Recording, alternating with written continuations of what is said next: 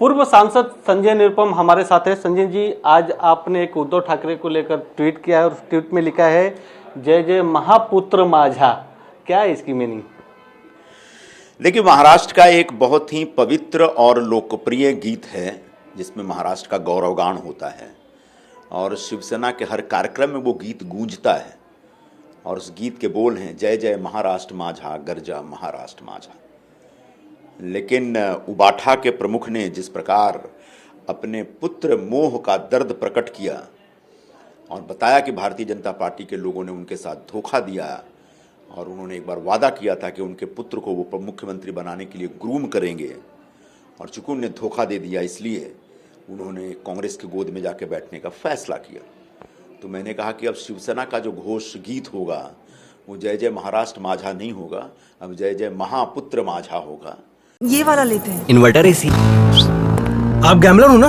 Gambler? जुआ खेलते हो ना? तुम जुआ खेलते हो? अरे नहीं, ये तो कुछ भी बोले जा रहे हैं। इतनी महंगी और नाजुक एसी खरीद कर स्टेबलाइजर नहीं लोगे तो ये जुआ नहीं हुआ तो क्या हुआ? सिर्फ एक फ्लक्चुएशन आपके इन्वर्टर एसी के पार्ट्स को डैमेज कर सकता है। उसे वी गार्ड से सुरक्षित रखिए। V Guard, India's number 1 stabiliser.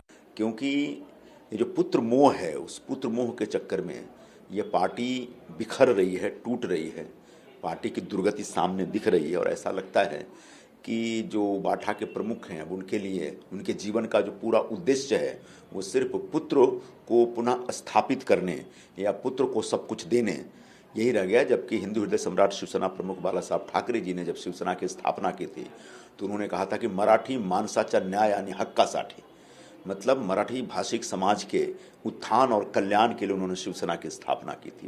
लेकिन ऐसा लगता है कि आज जो बची कुची शिवसेना है उसका उद्देश्य और उसका हित सिर्फ पुत्र हित रह गया है। मतलब ये राजकारण नहीं, पुत्र कारण कर रहे हैं। तो और जब कोई नेता सिर्फ पूरी पार्टी, पूरा समाज और महाराष्ट्र की चिंता किए बगैर महज पुत्र की चिंता करता हो तब समझिए कि उस पार्टी की शोकांतिका लिखी जा रही है। शिवसेना का मसाल गीत है जिसके अंदर जय भवानी और एक वर्ड पे चुनाव आयोग ने आपत्ति जताई है, उसको निकालने की बात कही है। लेकिन आज उद्धव ठाकरे ने प्रेस कॉन्फ्रेंस कहा कि हम इस जो चुनाव आयोग ने शब्द हटाने के लिए बोला उसको हम हटाएंगे नहीं, बल्कि हम उसके विरुद्ध लड़ाई लड़ेंगे, उसके विरुद्ध कोर्ट में जाएंगे। इस पर क्या प्रतिक्रिया?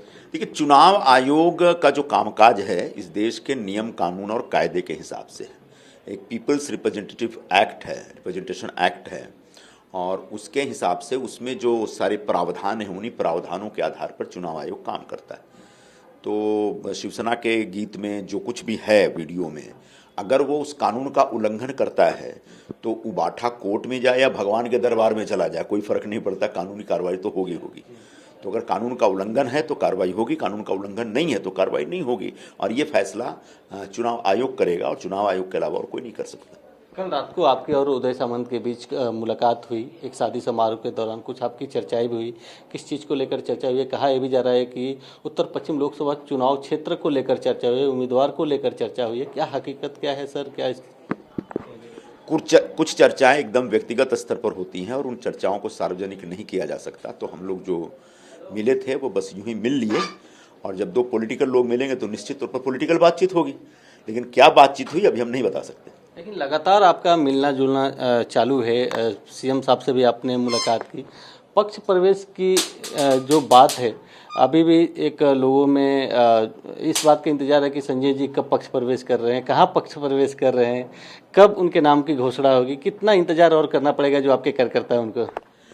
मुझे बड़ा अच्छा लग रहा है कि लोगों के अंदर उत्सुकता बनी हुई है कि मैं कब प्रवेश कर रहा हूँ, लेकिन निश्चित तौर पर प्रवेश करूंगा और बहुत जल्दी करूंगा और उनकी उत्सुकता को दूर की जाएगी। और ये जो लोगों का प्रेम है और लोगों का मेरे प्रति जो एक लगाव है, वो लगाव मुझे कहीं ना कहीं बहुत ही हम्बल कर देता है, और पूरी विनम्रता से इस लगाव को मैं प्रणाम करता हूँ। और ये लगाव यूं ही बढ़ता रहे, बरकरार रहे, बढ़ता रहे, और आगे जा कर के जो एक नई इनिंग, नई पारी मैं शुरू करूँगा, उस पारी में सब लोग मेरे साथ मिलकर काम करें, ऐसी एक अपेक्षा रखता हूँ सबसे। कैमरामैन चरण के साथ गोविंद ठाकुर, TV9 मुंबई।